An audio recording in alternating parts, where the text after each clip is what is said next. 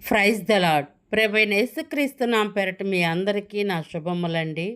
ఈరోజు మన బైబిల్ స్టోరీస్‌లో నుంచి మనం చెప్పుకోబోతుంది హిజ్కియా గురించి. హిజ్కియా అని పేరు వినగానే అతడు 15 సంవత్సరములు ఆయుష్ పొందినట్లు, మరణకరమైన రోగము చేత అతను బాధపడుతున్నట్లు గుర్తొస్తది. అది నిజమేనండి. అవును, ఇతడు దావీదుకు యొక్క వంశావళిలో నుంచి వచ్చినట్లు కూడా మనం చూస్తాము.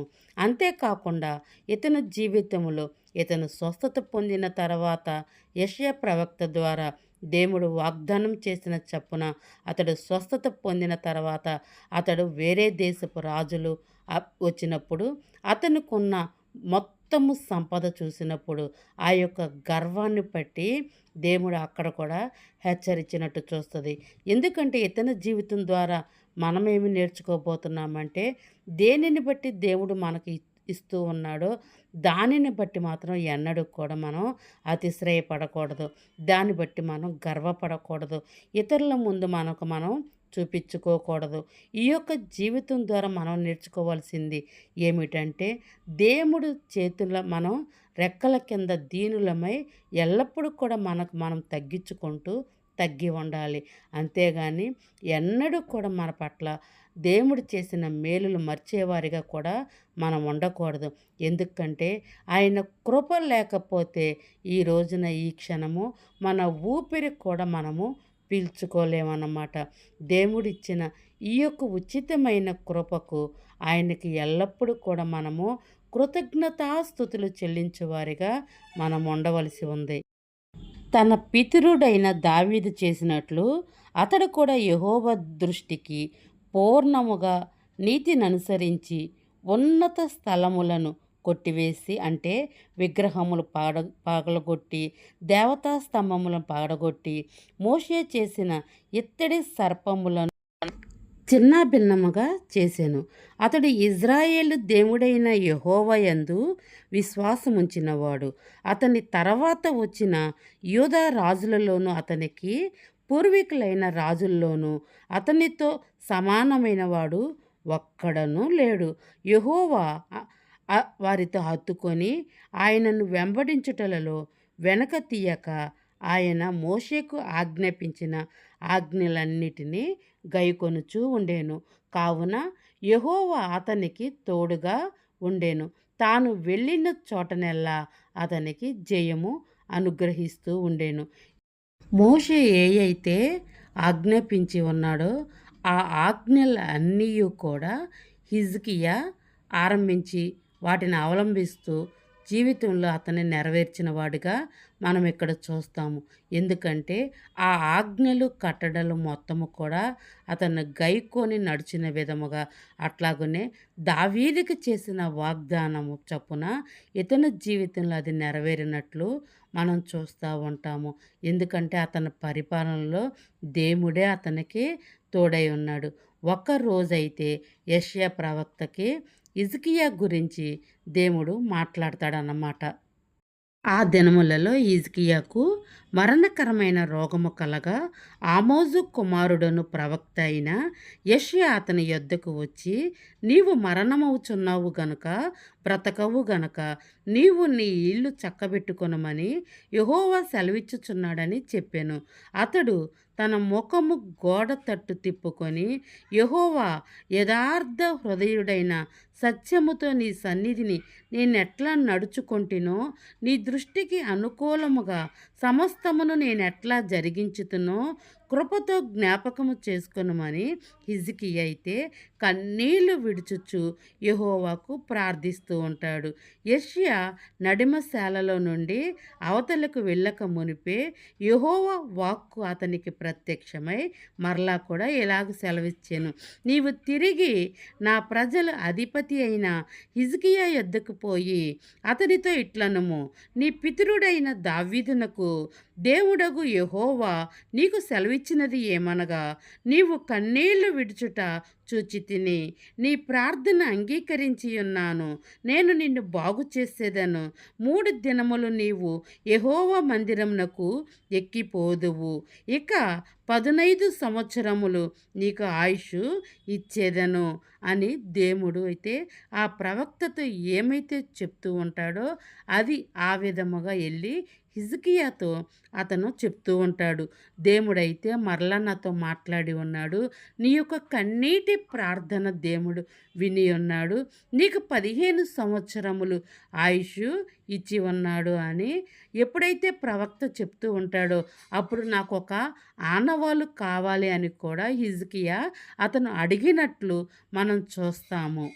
తాను సెలవిచ్చిన మాట యెహోవా నెరవేర్చుటకు ఆయన దయచేసిన సూచన ఏదనగా, నీడ 10 మెట్లు ముందుకు నడిచెను కదా, అది 10 మెట్లు వెనకకు నడిచిన ఎడల అవునా?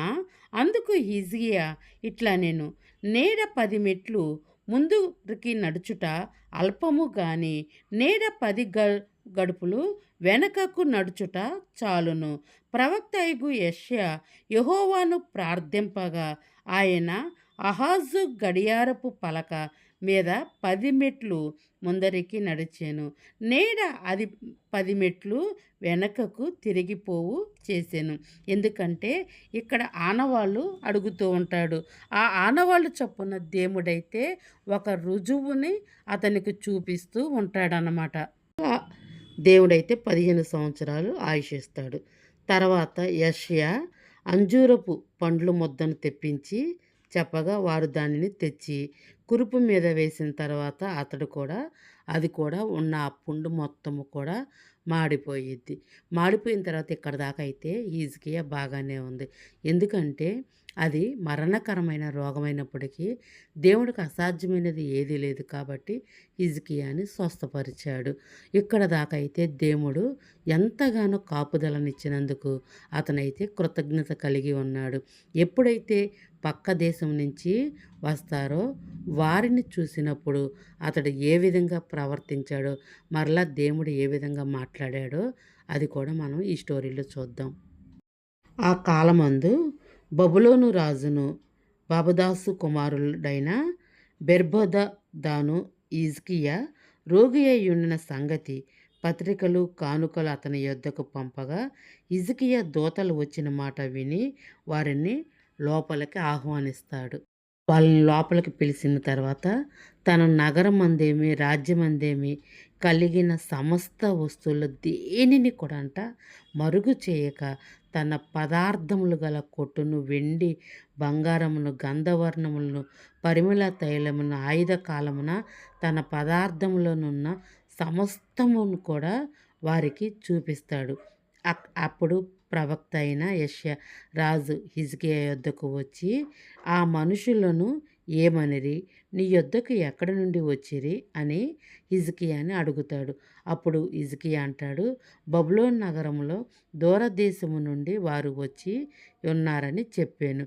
నీ ఇంటిలో వారు ఏమైనా చూచితిరా అని అడగగా హిజ్కియా నా పదార్థంలో దేనిని కూడా నేను మరుగు చేయక నా ఇంటిలోనున్న సమస్తమును నేను వారికి చూపించి ఉన్నాను నేను. అంతటా యెషయా హిజ్కియాతో ఇట్లా నేను యెహోవా సెలవిచ్చిన మాట వినుము.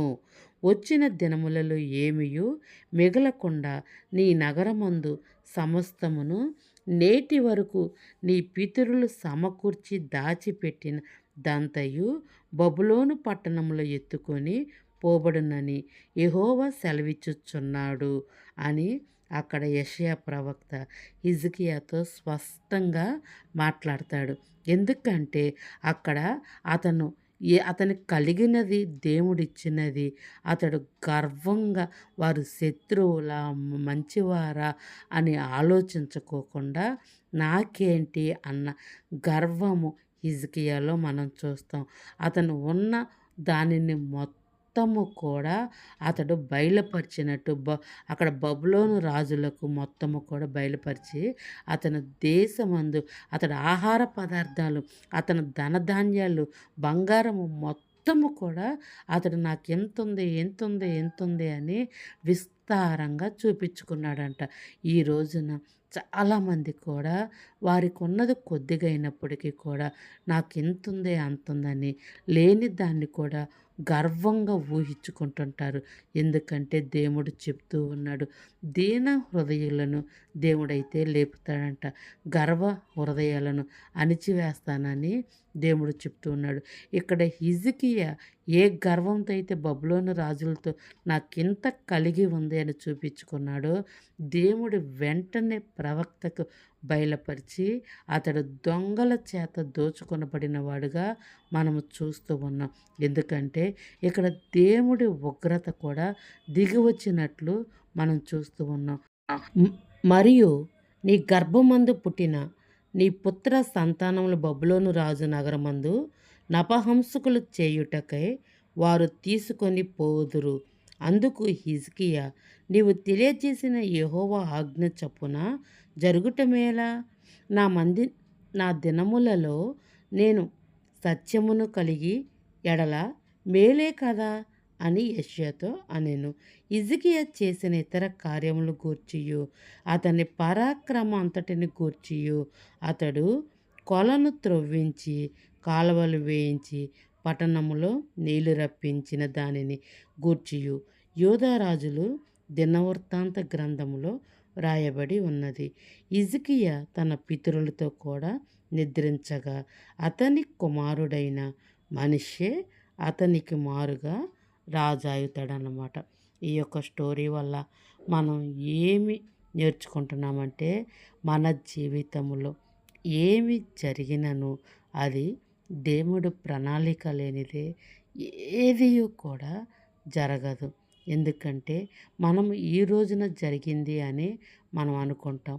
కానీ మనం ఈ భూమి మీదకి రాకమునిపే, జగత్ పునాది వేయబడక మునిపే నీ పట్ల నా పట్ల దేవుడు గొప్ప ప్రణాళిక కలిగి ఉన్నాడు. అందుకే ఈ బైబిల్లో ఎన్నో స్టోరీస్ ఉన్నాయన్నమాట. వారి యొక్క జీవితాల ద్వారా మనం ఏమి నేర్చుకోవాలో కూడా దేవుడు ఎదురు చూస్తూ ఉన్నాడు. ప్రతి క్షణము కూడా ఒక్కొక్క స్టోరీ మనం చదువుకుంటూ మన ఆత్మలకు మనం సిద్ధపడదుము కాక, ఆయన రాకడ కొరకు మనం అందరము ఎదురు చూచుదుము కాక. ఆమేన్. God bless you.